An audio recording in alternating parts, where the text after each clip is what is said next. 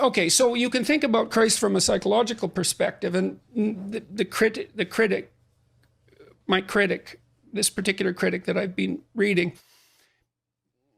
said, well, that doesn't differentiate Christ much from a whole sequence of dying and resurrecting mythological gods. And of course, people have made that claim in comparative religion. Joseph Campbell did that, and Jung to a lesser degree, I would say, but Campbell did that.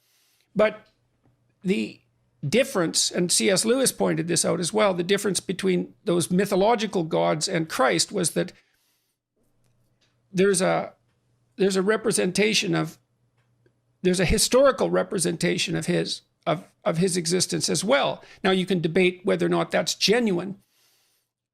You can debate about whether or not he actually lived and whether there's credible objective evidence for that, but it doesn't matter in some sense because this, well, it does, but there's a sense in which it doesn't matter because there's still a historical story. And so what you have in the figure of Christ is an actual person who actually lived plus a myth. And in some sense, Christ is the union of those two things.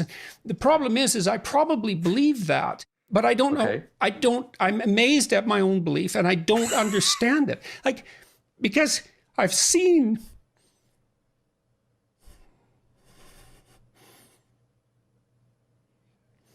sometimes the objective world and the narrative world touch. You know, that's Jungian synchronicity. Yeah. And I've seen that many times in my own life.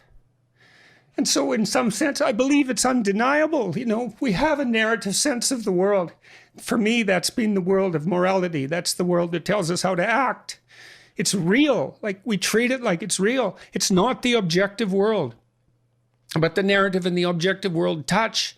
And the ultimate example of that in principle is supposed to be Christ. But I don't know what to, that seems to me oddly plausible. Yeah.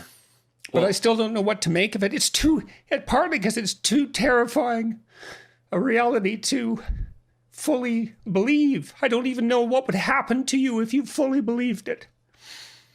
If you believed in the story of Christ, or if you believed that history and let's say the narrative meet, let's both, say. I think you, because when you believe that, you buy both those stories. You believe that the narrative and the objective can actually touch.